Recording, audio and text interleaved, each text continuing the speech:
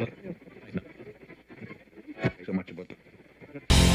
What would you say if I turned into all the things you love to hate? And on my way comes crashing through the rotten beams and window panes. Hey everybody, what is going on? We are back for episode 43. Yes, this is the worst podcast ever. I, as always, am your host, Dan Brosman, and this is a bi-yearly podcast. I'd like to tell you that it is a bi-monthly podcast, but it really hasn't turned out that way. Not really. Guys, what's going on? It's been forever and ever. Never thought that I was going to take a hiatus like I did. And, life just moves along, and all of a sudden it's been over a year since I put in a new episode, and but we're back, and hopefully for a while. I make no promises. I have been saying that this day was coming, for at least a year. But I'm doing good. I hope you guys are doing good. I appreciate you guys still sticking around. We're gonna be bigger, we're gonna be better, which isn't saying much because, guys, we are the worst podcast ever. I keep reminding you this every time. It's not a clever name. It is what it is. That's the description of the podcast and the title. Keep that bar low. So when you are good, it's a pleasant surprise. But when you're bad, it's like, well, we were warned. So what have I been up to? Just not a whole lot as far as stuff going on in the gaming room. And actually, I'm just getting ready to kind of redo stuff in my gaming room. We're going to talk about that later. But we're going to talk about, kind of people's setups in their room and some of the things that I have been coming, now that my gaming room is a little bit older, as far as, because when you first set it up, you set it up a certain way and then it evolves over time. But sometimes you need to just break down your setup and start all over, because it's just little changes aren't going to do it. So we're going to talk about that later. We're going to talk about something that I just pre-ordered, and that's the Atari 2600 Plus, but the Pac-Man edition. The regular edition's been out for a while. The 7800 Plus has been out for a while.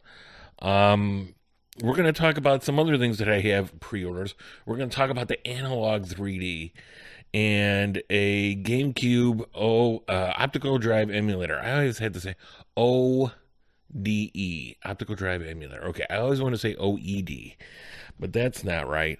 And we're going to talk a little bit about Star Wars, because, I've been gone for a while. I'm not quite sure what was going on in my last episode as far as that goes. So I believe there's some shows that maybe I haven't hit yet. I mean, I know Andor 2, the second season of Andor, that just ended not all that long ago. Just was really happy with where that all went. I mean, we all knew where it was going anyway, because, it was a prequel, but just seeing it and, hey, listen, it's definitely not a given that prequels, even though we know where they're going, are going to be executed well. And Andor 2 was definitely executed well. So, yeah, guys, before we get into the first topic here, just where have I been? Mo Game Con just happened. Unfortunately, this was the first year in a long time that I didn't go down there. It just happened to conflict with other things that I had going on here with my family. Which is it was kind of my fault. This summer's just been crazy. Just this this has been a rough summer for yours truly. So kind of messed the dates up, and before I realized it, I'm like, I got two things on one date going on, and I just family comes first. So had a DCI competition, a Drum Corps International I'm into. If you don't know what that is, it's if you see colleges or high schools, the way they do field shows with bands. This is kind of like the upper echelons of that, where it's a separate entire entity than any college or high school, and these kids are phenomenal musicians. It's all brass, all percussion. There's some electronics in there, but there's no woodwinds or anything like that. So it's just very cool. And we ended up, now that my son has taken up drumming and he's in band, we kind of want to put that on his plate, showing him, getting him introduced to that world and just music in general. I'm a band kid. So is my wife. We grew up playing instruments. I played the trombone, and I am a big supporter of music, whether it's, rock, or if it's, a just wind band, as far as like a symphony or anything like that. Always support anything music. I did go to the Midwest Gaming Classic earlier this year, and that was really fun. Just always kind of overwhelmed when I go there. It's a 3-day, but I go to, really, that Friday is more of a day of I don't think that like the vendor hall is open that Friday night, because it's technically the first day is that Friday night when you get there. But I think that's more other specific things going on. I think the arcade's open. I think that there are certain panels or what do you call it? Workshops there, technical workshops for some people. So I never really get because you're already spending money on 2 tickets for 2 days, and that's the 2 days is plenty. But that had a good time there. I had some pickups. I should probably do a pickup video on those. I haven't done a pickups video in a long time, but yeah. So that's kind of where I've been. Played a lot of Minecraft. I don't know what it is. Like I probably have like an addiction going on with Minecraft, and it only comes in waves. Like I'll go and play Minecraft solid for like 6 months, and then I won't touch it for a year. It's so weird. It's a problem sometimes. I'm not gonna lie, it can be a problem. But let's talk about the first thing here on this list, right? Atari has, there for a little while they were hit or miss. And, when I say Atari, we're not talking about the Atari of old. A lot of people, when they hear Atari, they think of the 2600 and, back in the late 70s and early 80s with the 2600 when that had come out, and, all those great arcade classics and arcade machines and all that. Really the current company, it's just Atari by name, really. And I want to say it's owned by a French company, maybe. I could be wrong on that. Don't quote me on that. And over the years here, they have done new things or tried new things, like the Atari, was it that VCS, which was the new system that was supposed to play new games. I kind of dumped on it a little bit now, and then that was me not having any sort of interaction with it, because it was, quite frankly, I didn't believe that what they were doing with it was going to be worth the amount of money they were talking about. And I want to say it was going to be like around $200 at the time. And I don't know, I just, and that's kind of still around, I think, on some level. But, it never really manifested itself into anything that was worth, the $200. And basically, because I kind of looked at it as it's just a computer, and it was going to allow you to do this and allow you to do that. And the one thing that, Atari seems to be really good at is repackaging, their old properties, games from their old systems, the 2600, the 5200, the 7800, and which is fine. But, there's a billion ways to play those games. And, maybe paying $200 for this machine isn't necessarily, the best way to do it. At least I felt at the time, and I still feel it. It was, and I was like, at the very least, you should probably wait, see what happens with it, see what games come out on it. And from what I understand, and I haven't really looked into it too much lately, I don't think too much ever came out on it. And I don't think there was too much like exclusive titles or anything like that, if at all. Which is a problem when you are wanting to come out with a system that has limitations, and you can get those games and experiences the same exact thing somewhere else. And I think that's kind of what happened with it. And then, they've come out with, it was about 2 years ago, I want to say, they said, hey, we're going to come out with this little emulation machine. And, I was going to write it down here, and now that we're talking about it, I totally forgot what the name of it is. It was just this little emulation machine, and it says, hey, we're going to have so many games on it. And it was, and let's not kid ourselves, it's not one of these old school, I think, what was it, at games or whatever systems, the flashback. I don't know if that was at games.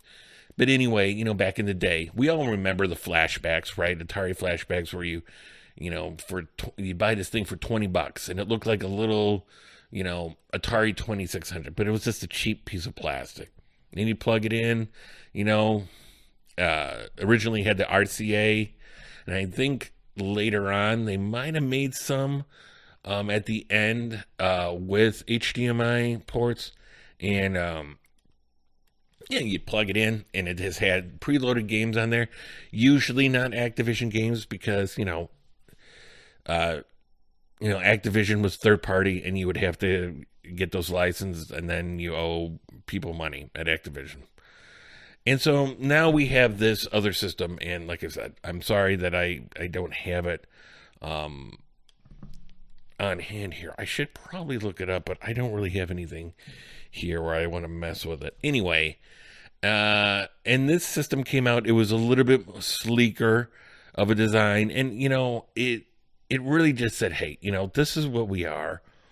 If you're interested in it, the system looks cool. It doesn't really look like an Atari 2600. I guess the styling kind of was more of a 7800, but I mean, it still didn't look like a 7800, if that makes any sense. And then it would have kind of like an updated version of the joystick controller, right? And it was kind of the same deal. Hey, look, Atari has their own games. There's no Activision games here because we just can't. We don't want to spend the money on that, I believe. And so when that was, and that's just something that I understand. Unfortunately, a lot of the best games were Activision games. So, once again, I looked at it, I said, this is kind of cool. And I want to say that it wasn't too expensive either. And like I said, you can play Atari games a million different ways.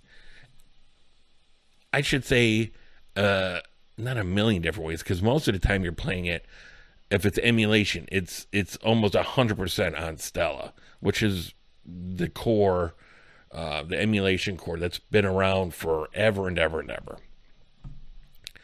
And then, kind of at the same time they came out with this little emulation machine, they also came out with an Atari 2600 Plus. And what this was it almost looked exactly like an Atari 2600. It's a little bit smaller than the original. I don't know how much, because I don't have one here. But I've seen online where it was like, I think it's like 2/3 the size of the original. And the thing about this one was, it's HDMI. It has where you can plug in, the old controllers. Although, you can buy newer, updated controllers, the joysticks. But it also plays carts. So you can plug into this thing. You could take, if you have a collection of Atari 2600 carts, your physical media, and actually plug it in and play. Now, it's not playing off the card. It's playing off a Stella, and just like, something like like a Retron, like the HDMI Retron or whatever that was, that played all the different systems. Excuse me. This downloads the ROM off the cart and plays it on the system. But I mean, ultimately, you're introducing physical media to it to be able to play the game, which is fantastic. Well, and it looked a lot like the Atari 2600, the original system. Just, like I said, a little bit smaller. Well, then as it turns out, a little bit later on, they decided, why don't we, make the 7800, which is fantastic, because who was ever clamoring for the 7800? But it was really cool. It looked really cool, and it was the same thing, Hey, it looks a lot like the original 7800. It has, it's about 2/3 the size, and it plays all the physical media, all the old cartridges of, the 7800, which unfortunately I don't have any. I have 2600, and I have a tiny bit of the 5200. I have a 5200 over there. It doesn't work. And it doesn't matter anyway, because all the controllers that came with it are broken. But I still, every once in a while when I'm out, if I see one here and there, I might pick up a couple cards at like, a convention or something. But that's the 5200. I don't even have the 7800. And as it turns out, the insides of these machines are pretty much the same. The 2600 and then the 7800, both the pluses, they opened them up and people were like, well, this is the same exact setup we have here. Well, so a couple years later, they said, you know what? How can we reintroduce the same thing but make more money? And here's where I kind of become a hypocrite a little bit. And I'm gonna admit I'm kind of being a hypocrite here. So they introduce the Atari 2600 Plus Pac-Man edition, which is basically the same thing as the 2600 Plus, but the case just has a Pac-Man theme to it. It's yellow, and that's it. But it does play 7800 games, the 7800 cart, so which is really cool. I'm not saying that I won't get the 7800 Plus at some point, but now I was a sucker.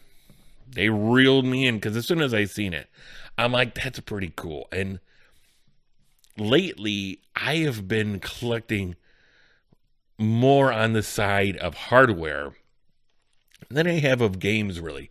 I kind of hit that ceiling, at least in my mind, of like how many games I have, to where I didn't feel like an immense push to go out there and find a bunch of games. Now, when I go to conventions, yeah, I bring a bag full of games home, and the world is good again. But as soon as I seen the way this thing looked, I was like, yeah, I totally need to have this thing. Now, here's where I become a hypocrite. I said with the VCS, I said, 200, it was about $200. Wow, that's a little much, for just playing Atari games, that you can play for, like 100% less almost in some instances on just a little computer with ROMs, and so now I buy this Pac-Man license 2600, and I think it was like, after tax, it was like 180 something, close enough to 200. So I'm going to freely admit, that I bought into this, and yes, is it a little much? Yeah, maybe. But in my defense, we're post-COVID, where, the VCS came out before COVID. A lot of things have changed since then. God knows a lot has changed in prices. Prices are like through the roof on a lot of things. And we're going to kind of get into that in the next segment here. But yeah, that's pretty much it. I mean, and also along with this, and they've kind of had this out for a while, but now I think they've released, well, they are going to release more games here.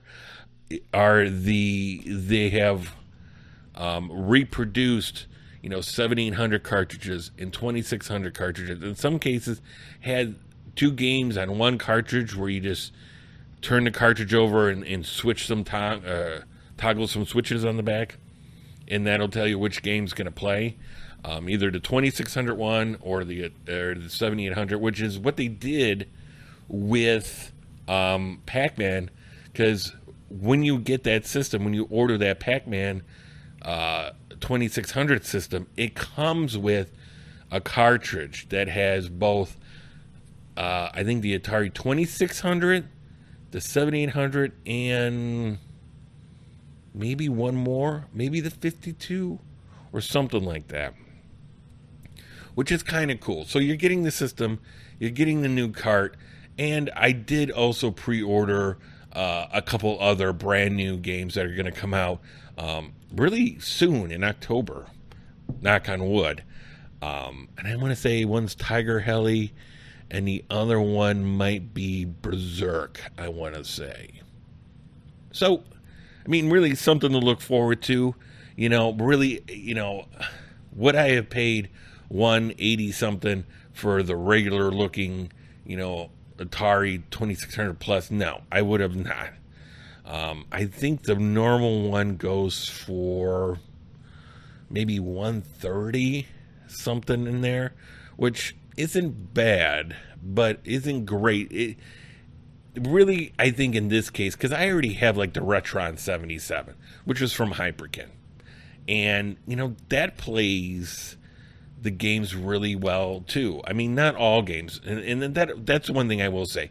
Both of these systems, the 2600 plus, the Retron 77, both use the same emulation core, which is Stella.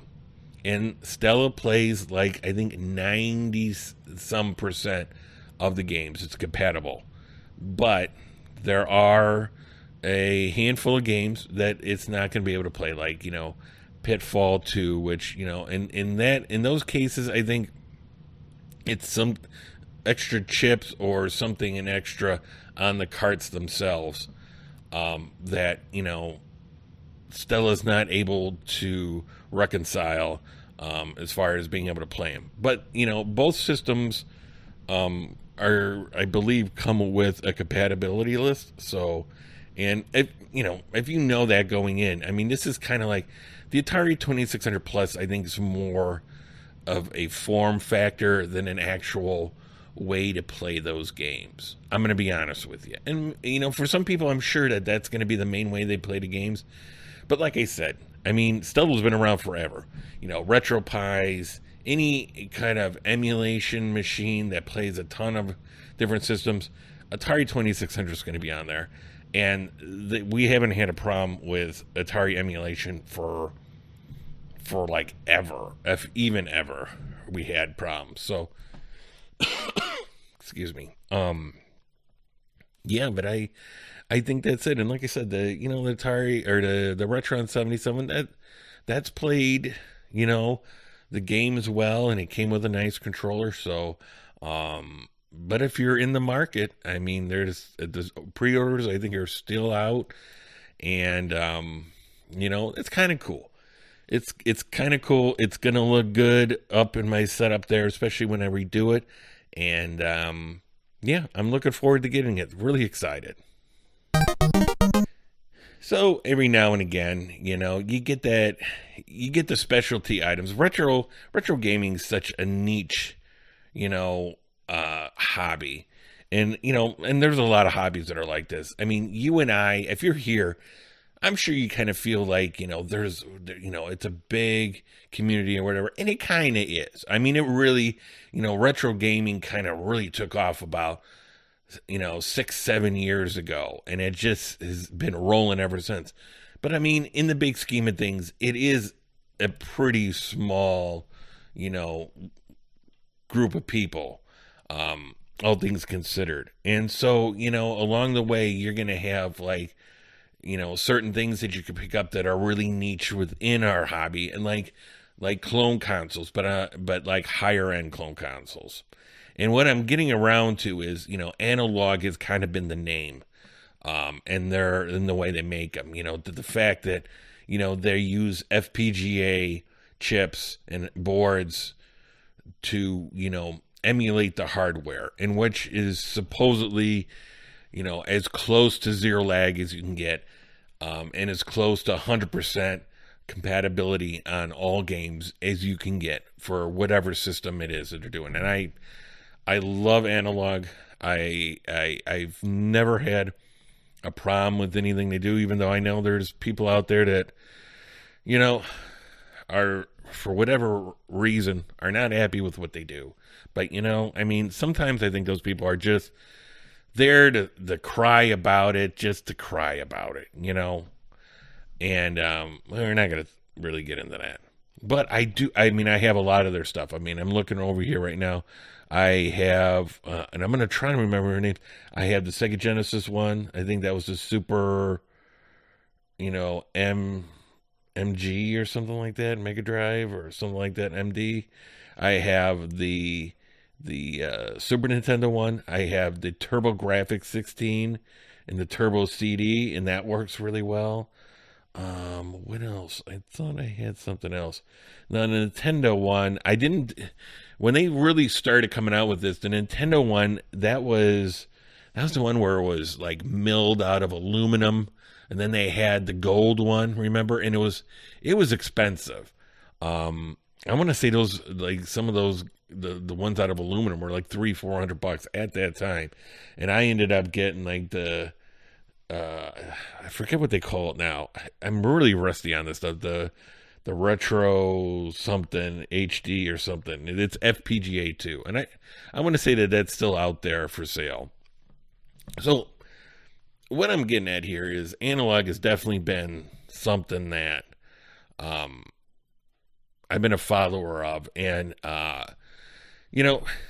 supposedly, sometime this month, they are going to start shipping finally, and it's been a while, and that's the cool thing is I won't order stuff for a long time, and then there'll be stuff that like all within like maybe 2 or 3 months where like, oh, this is the pre-orders go out for this and the pre-order go out for that, and then like sometimes years will go by, unfortunately, but usually months. But I think this one's been maybe a year, and then all of a sudden you start getting all these packages, and it's like Christmas, pretty soon I'll be getting a GameCube ODE, and this one I can't remember. I mean, I'm really slacking here, guys. I can't remember the company's name, but they are releasing a ODE that is, pretty much, solder free, and where you can keep your optical drive in there. So you just take, you got to take your system apart a little bit, but there's like a ribbon cable that bends in a couple of different ways and actually fits in to the port to where you plug in, I believe, your optical drive into the actual board of the GameCube. And then alongside of that is a SD card or mini SD reader, and that's where your games will go on there, which is really, hopefully, will be really, really nice. And that's taking a little bit of extra time because of, and that's kind of one of the things here with like the analog. Anything electronic lately is really taking a hit as far as like with the tariffs and stuff. Which is, it's just, I guess it is what it is. It's what's going on right now. I know most of this stuff is made overseas, and like in Analogue's case, I was really worried that like, hey, this is already expensive. It's the most expensive analog thing that I've bought, the Analogue 3D. And by the way, the Analogue 3D plays, it's their FPGA version of the Nintendo 64. I should probably mention that. But and they, were getting these things made overseas. So, but from what I've read, they are not going to charge us anymore. They're going to eat the cost all to themselves. I don't know like what the extra cost would be, but, I know with other things that I've had on order, sometimes those, it's been passed on to us, which is really, really annoying at times. And I'm not going to get political here, because that's not what we're here for. That's definitely not what we're here for. But, it'd be nice of like, certain people in certain jobs would just knock it off. Let's just knock it off. That's all I'm going to say.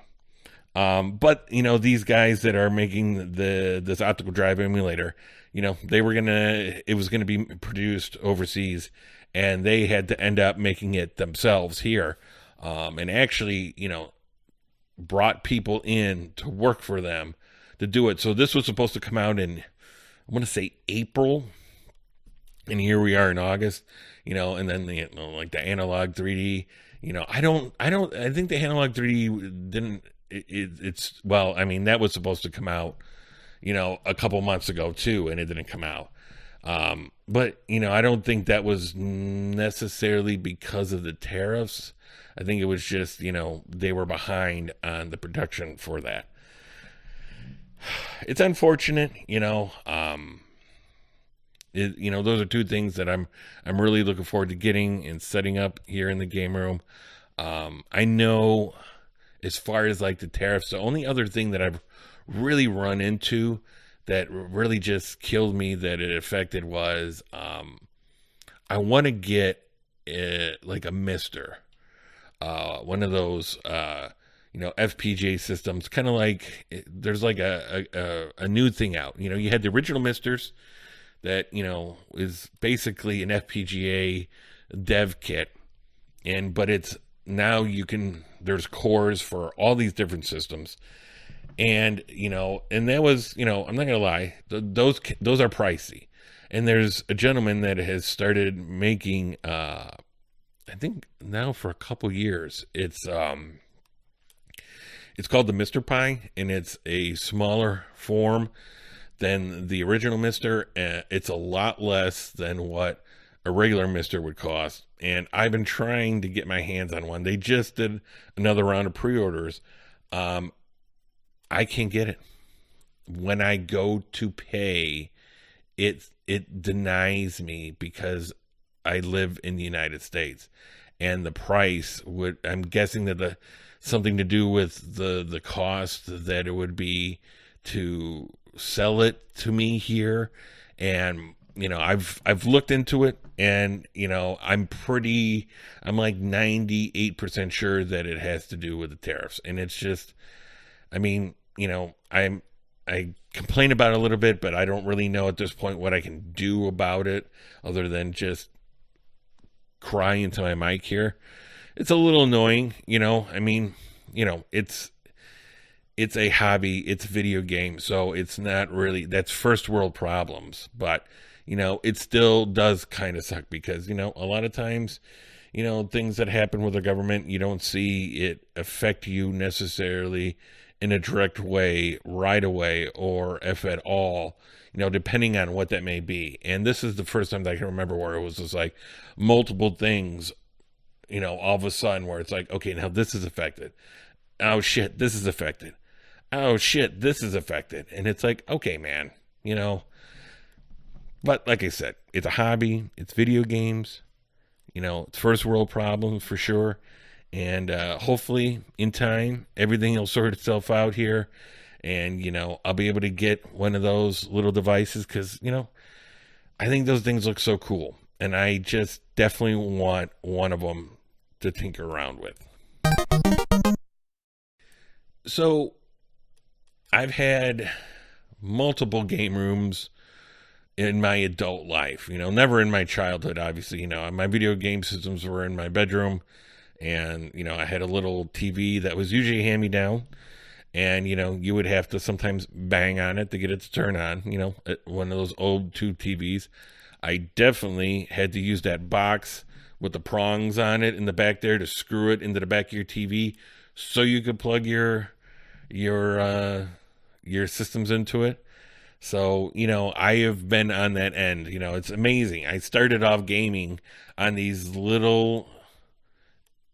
shitty TVs, and, back then it was just like, it was the greatest thing ever because, I have my own TV, that works sometimes. And now I have like multiple TVs and monitors in my game room, and,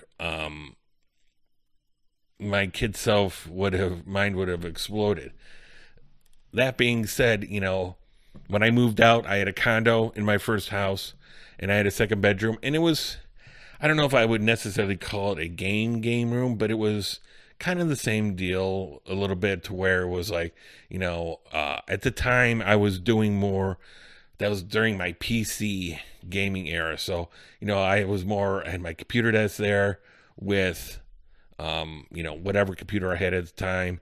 And then next to it, I had, a TV stand with I think a 24-inch TV on there. And then, probably had my PlayStation 2 hooked up to it. And that was it. I might have had another system hooked up to it too. But it was really before I started collecting, really before, retro gaming was something even I thought of a lot. But I still always had my stuff. I probably didn't even have all my stuff there with me. It was probably... most of it was still probably at my parents' house. And then I got married and we moved into our first house. And it was when I had my first gaming room. And when I say gaming room, it was literally a closet. And, it was very cozy. I was still doing a lot of PC gaming, but that's when I first came in to, retro gaming. That's when I first seen Metal Jesus Rocks. And I was like, oh my God, look at these fucking guys. They have entire rooms of video games, and that's all they do in these rooms, just collect video games. I'm like, I keep all my old games. That's awesome. And I can remember, I look around this room, and not that I have a massive collection, but just remembering what I used to have, where I started, and what I have now, it's really amazing.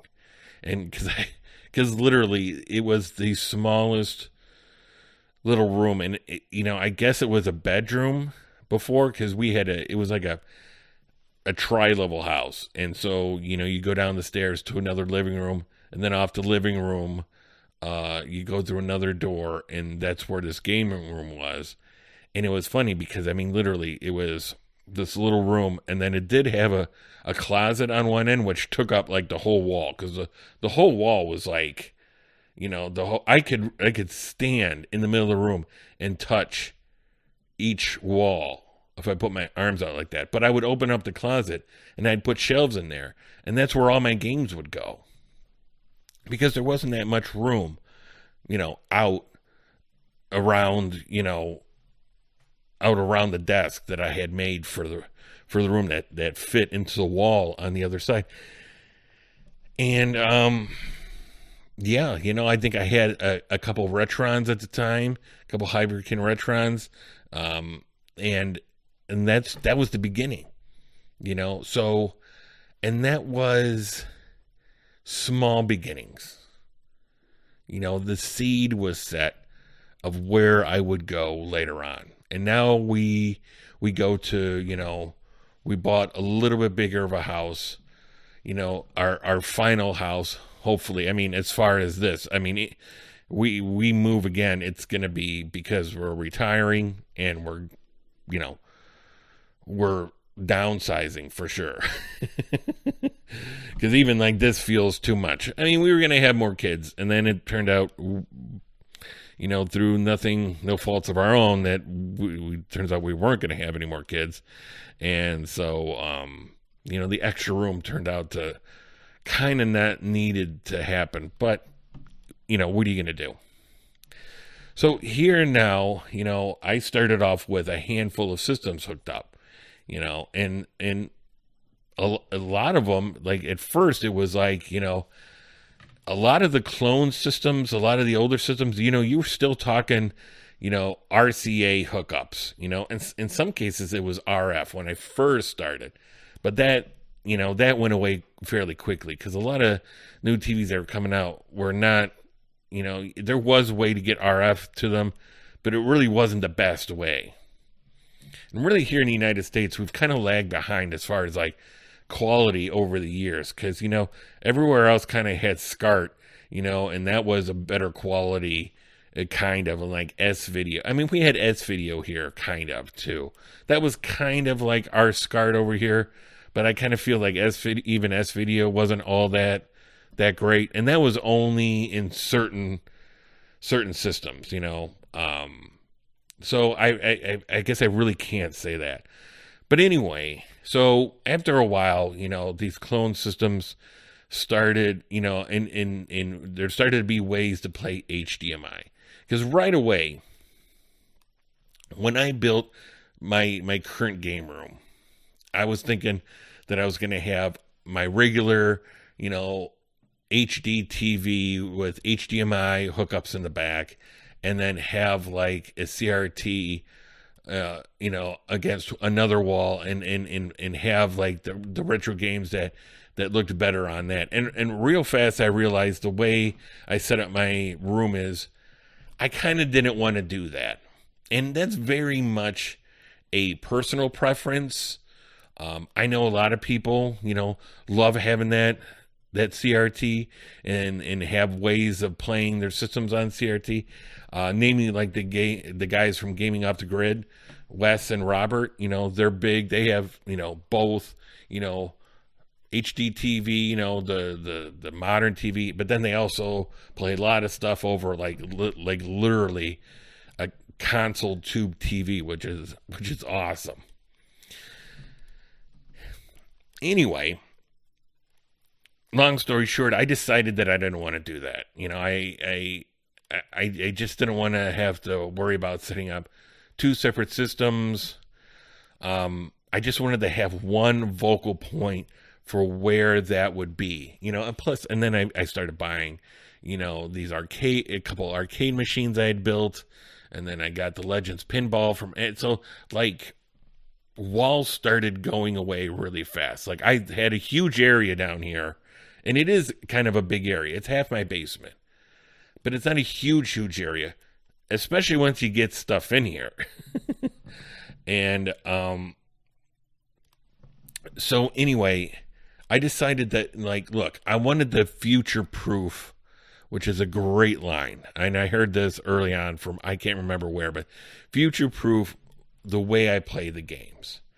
And that being HDMI was clearly what was going to be now and going into the future.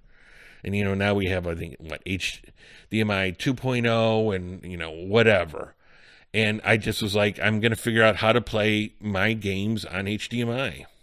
And so, here we go. We dive into it, and, not a lot of money. I bought a Hisense TV, from Walmart, and it works extremely well. Big reason why I bought Hisense is because, it came with the most HDMI ports. I think it has like 5 HDMI ports on it, where a lot of other ones they definitely do not. They have maybe 1 or 2, right? Which is, I guess, was ridiculous, but now, with physical media going away, you're not going to need it taken up by a Blu-ray player, although I most definitely am. Anywho, I know I'm just rambling here. I got a lot to say. So now as we go along, I have definitely future-proofed myself by having a lot of systems now where I have it to where I can play these systems or these games through HDMI into my HD TV. So here's the problem. Now, not only shelf space wise, am I kind of getting to the point, well, I'm already there, to where I need more room to put these systems, but also electrical. I need a bigger power supply. And really the power strip that I'm really looking for, the problem is that the ones that I have, it isn't that there's not enough plugs on them. The plugs are too close. I have, if you have the smallest plug possible, I could fit all of them on there. But that's not the way a lot of these things are. A lot of them have plugs with a little brick on it. Some of them are just the regular small plug. But, all of a sudden, now you have, I'll have like 4 plugs on each one of my things that I can't plug into, right? Which is, it's kind of stupid, the way they make these things. So I have to update that, because I have two strips behind there, but they've served me well, but I kind of feel like I need something more where they're spread out and I can just boom, boom, boom, plug everything in there. And then HDMI. I have a splitter, or not a splitter. I'm sorry. That's different. You don't want to do that. You don't want a splitter. I have a switch. I have about 3, actually. I have, well, first of all, I run it through, I think 4 HDMI connections go through my Yamaha receiver, my audio receiver. I have another 4 that go through, I don't know what brand it is, but it's kind of a generic brand switcher. And then I have the Monoprice 8x1 switcher, which has really been great. And all 3 of these have done fine. But, the problem is I want to simplify this a little bit more. I'm never going to get rid of my Monoprice one, because that one works really well. But I do want either another, first of all, they don't sell the Monoprice one anymore. They don't make it, which really sucks, because I'd buy another one of that in a heartbeat. Finding a switcher that has 8 or more on there is a little bit of a mountain to climb.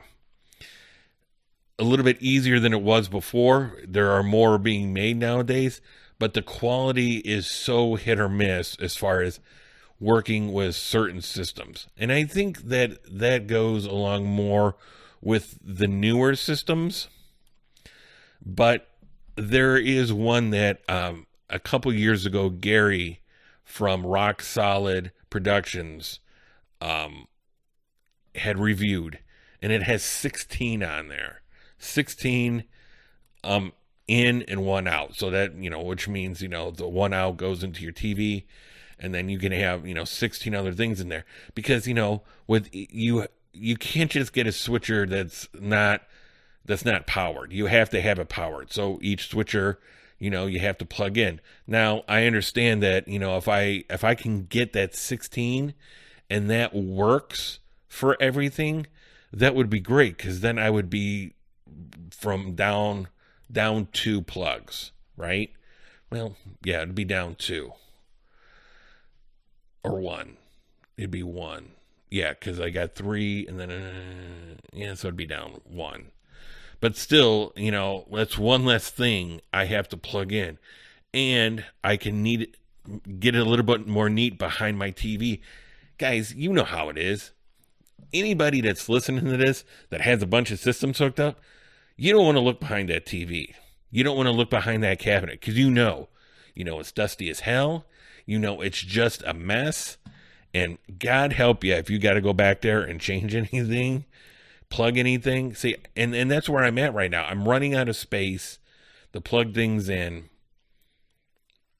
More on the electrical side than on the HDMI. But the HDMI, I'm getting really close. And I might be there. I'm trying to think. But I have things that I haven't even plugged in yet. Like, I have my Turbo Graphics from Analogue. I don't even have that plugged in all the time because I just don't have the space back there. So what I'm going to be doing is, at some point here in the very near future, well,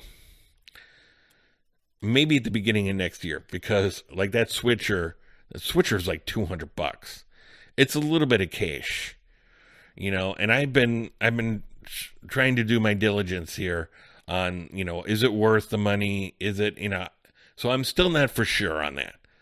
But at some point, and I really would like to make a video of this, but I don't know, because that seems like the project where you're going to lose your shit at least a half a dozen times.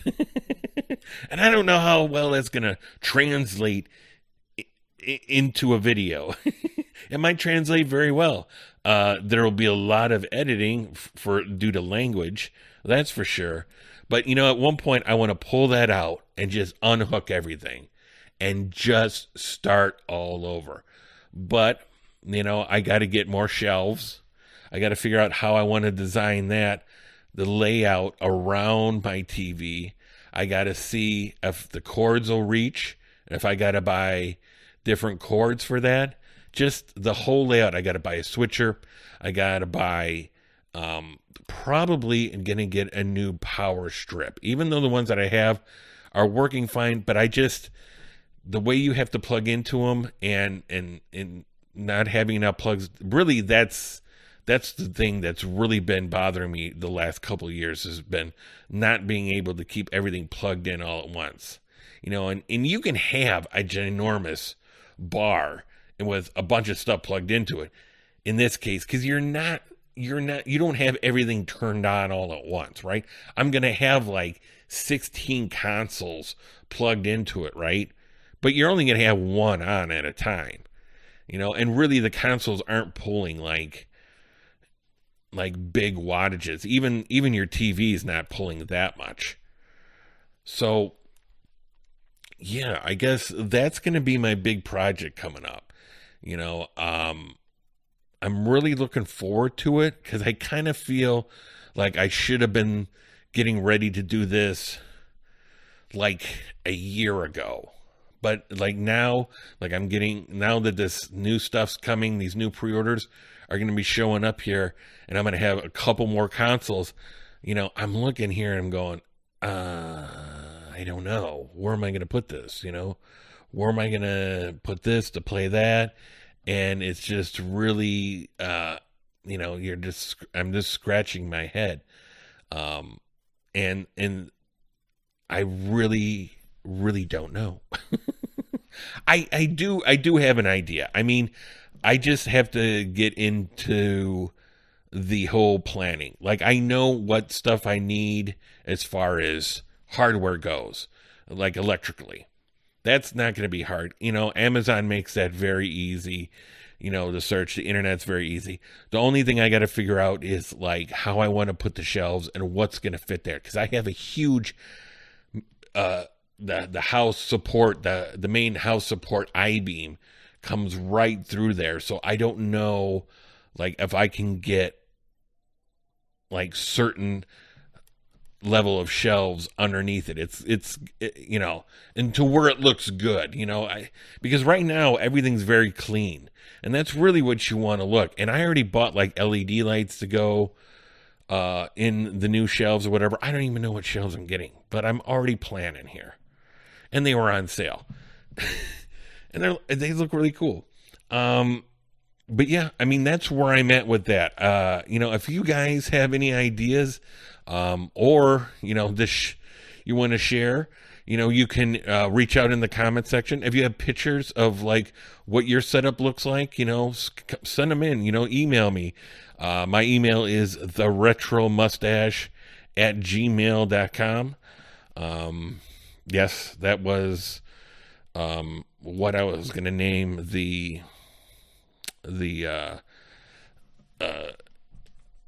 YouTube channel originally. Decided against it. but yeah, you know, and so probably the first of the year, you know, because, you know, really the main thing that's gonna hurt is if I decide to buy the HDMI switcher that's $200, because I don't know. And you know, I'm going to have to test that thing right away to see what that thing does and doesn't work with, because if I get that and it's like not working with like a lot of things and it's just not helping me out at all, then it's just going to have to go back, and then we're going to have to start all over again. The other thing I was kind of thinking of, I know I'm kind of taking this a little bit long here, but just going to eBay and seeing if I could find another one of those monoprice 8x1 switcher, because I gotta tell you, that thing has been a champ. It's been a champ, you know, and the quality of the build on that one is even. It's not like this other stuff that you find on there. Because if you go on Amazon and you know, you could buy one switcher that looks just like another. It just has a different name on it. It's all made in China, right? You could buy the same one with the same name, and one may work different than the others. It's totally true. Even ones with the same brand name on them that look exactly the same, you could buy one this year and then buy another one next year, and they may not work the same. Your experience with one or the other may be different. I know a lot of times when I try to get, I bought a splitter so I could get game capture footage from my PlayStation 3. And, you know, PlayStation 3 is notorious for it has the copyright protection on it. And, you know, the thing at the time was, hey, if you run it through a splitter, a lot of these splitters will take away that protection by the time it makes the signal gets into your capture card. Well, the problem is when you'd watch these YouTube videos and people were like, hey, this is the one I use, it's on Amazon, a lot of them, you know, not necessarily if you bought the same one was going to work, because on the inside it wasn't always the same, which is bananas. But there was a YouTube channel that showed me, and they said, and this is when I first learned about this happening, a YouTube channel that was showing how it was done, and they said, hey, you know, you can buy this on Amazon, but it may not work, just to let you know. But this is the one I have. Give it a try if you're interested, and just run with it. So yeah, you know, it's kind of a minefield, a little bit with, like, you know, setting this stuff up. But and that's why once, you know, it's very much, once you have it set up and it works, don't fucking touch it. And that's why I haven't touched it in a while. But now I'm at the point to where, you know, I have to touch it. I don't want to touch it, but, you know, we're at that point. I got to touch it. So anyway, guys and girls, you did not think that we were going to get out of an episode without talking about some Star Wars. I mean, come on. if you thought we were going to go and not talk about Star Wars on an episode of the worst podcast ever, you are out of your damn minds. What to talk about? Like I said before, I'm not really sure in the last episode. I mean, I should have gone back and kind of taken a look, but, I'm lazy. And I'm out of practice here a little bit. What I do know is there's been a lot of really good Star Wars.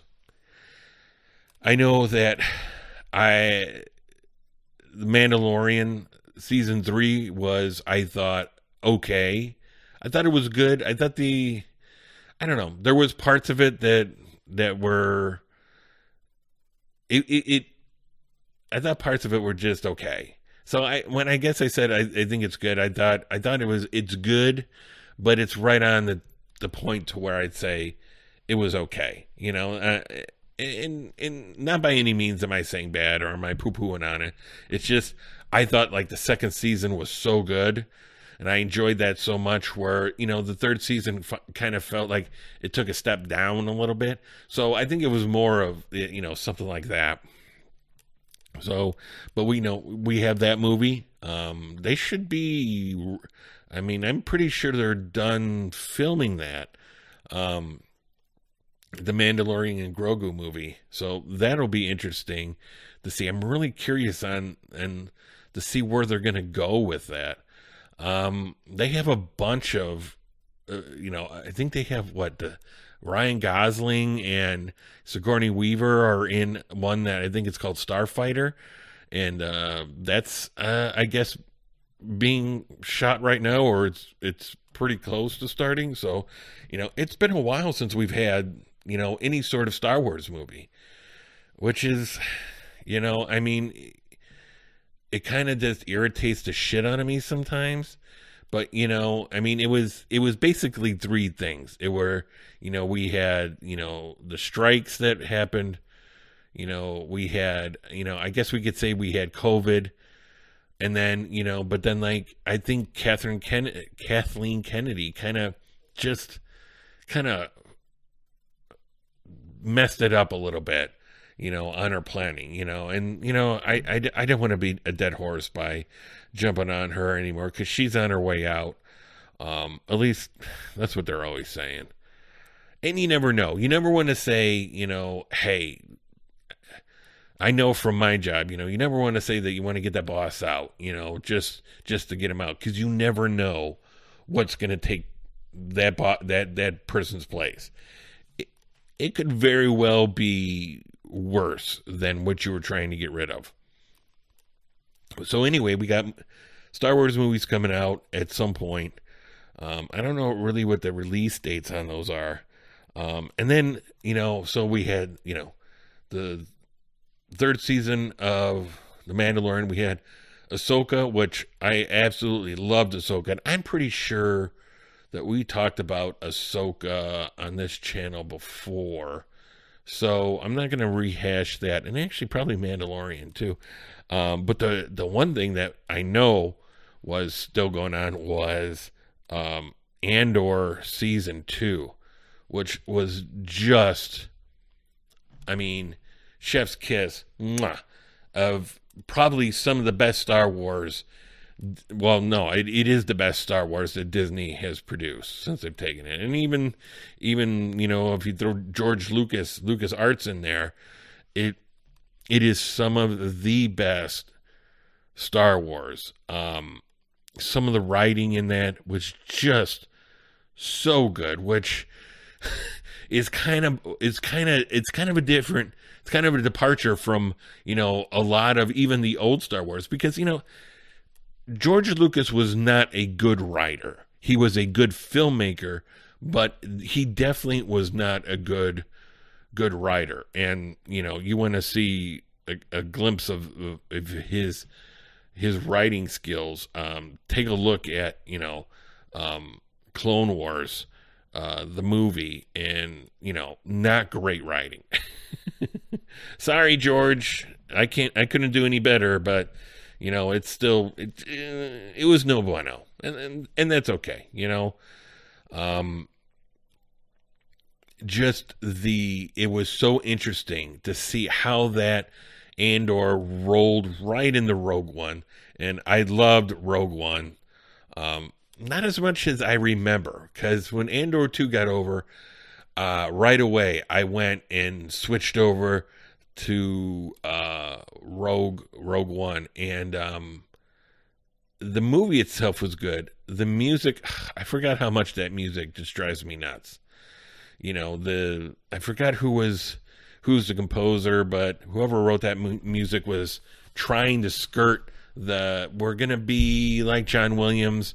It's gonna be John Williams-esque, but at the same time, not John Williams. And they just crammed music into every corner of that movie that they could, and it was just way too loud all the time. That being said, still a great movie. But Andor season 2, just like I said, some of the best writing. That Alan Skarsgård, I love that guy. That guy is so flippin' good. He was good in Dune, which Dune 2 was amazeballs too. Like, just maybe my favorite. Dune 1 and 2, these new ones by Villeneuve, I think the director's name, the French director. Just my favorite movies right now. That's the top of the hill for me. And Alan Skarsgård, in both of those instances. And there was a point in Andor, and I'm going to wrap this up because we're kind of going long here.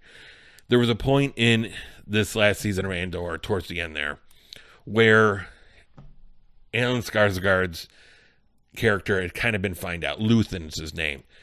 And Deetra, I think her name was Deetra, the secret, the Imperial secret police person had come in, and she had finally found this dude. And she says that, she comes into his shop, and, the banter back and forth was just fantastic. And she says something like, you disgust me, and, the in how you act disgusts me. And he had basically told her, hey, the rebellion's not here anymore. It's gone away. And he's like, and then he looks at her and says, there's a whole galaxy out there just waiting to disgust you. And I was like, dude, who came up with that line? That is such a good line. That is such a badass line. Pretty much looking her dead in the eye in her moment of triumph and saying, but you didn't win. We're all out there, and we are ready to roll, and it gives me goosebumps just talking about it right now. It was such a good line, and a great show, and just every part of it that they did, I just loved. I could talk about it forever and just have an entire episode all into itself. But if you have not checked out Andor 2, and I understand there may be a lot of people, Andor 1 was really slow. It's not your average, I guess your average Star Wars. Give it a chance, because season 2 is really good. Season 1 was really good. I loved season 1, but season 2 is even better. And especially kind of you get to see more of the early goings on of the resistance, of the rebellion, and how that all, takes place. And, the early parts of the Empire, and how you're seeing the last vestiges of the Republic stripped away, and we kind of seen that in A New Hope, when right kind of towards the beginning, the Emperor wipes away, gets rid of the Senate. But we didn't really see that, or have a feeling of that. It didn't hold any weight. And that's what I think Andor does for Star Wars. As far as what gives you the weight of what they lost when the Empire took over and what they're trying to get back. It gives everything that Star Wars and the Rebellion and Luke and Leia and Han that come later and what they're fighting for and what they're trying to get back. The sacrifices that a lot of these people made. I mean, Han, Leia and Luke and Chewie and all them, Lando, they did have some rough moments in the original trilogy, but they didn't really give up. They didn't really sacrifice like a lot of these other people that sacrificed their lives, sacrificed their sanity, and just gave up like loved ones and all this loss. It's really amazing, and it's I guess Leia did because she lost her whole planet. But yeah, if you haven't watched it, go back and watch it, because even if you just pop in the second season, I think you'll be okay. I don't think it's one of those things where you have to watch the first. So, well, in any case, let's cut this off because I feel like I'm just rambling. Which is pretty much, I think, what I do every time. I have a piece of paper here with a direction that I'm going to go, and this pretty much goes out the window fairly quickly, because I will sit there for an hour and a half thinking, what else can I put down here? And then I start talking, and then it's like, oh yeah, and then I get sidetracked because I thought of something else. It is what it is. I don't know how people that do this professionally full time do it, but I'm also ADD as hell, so I'm sure that doesn't help. But ladies and gentlemen, that's where we're gonna call it. We're gonna put the fork in it. This is done. We did it. It's another episode. Oh my God, we're getting so close to 50. We should have been at 50 like a year ago, but what are you gonna do? But hey, everybody, thanks for tuning in. I'm definitely going to try and keep this up. I know I say that every time, but I'm really, really going to try and keep this going, and not be lazy. And now with the summer being over and the kids going back to school, I'm going to have me some time. So, which is really going to be nice. So, all right, everybody. I hope that you enjoyed this episode. That's it. Go home. Go to sleep. It's late for me. I'm going to bed. So, with that being said, good night and goodbye.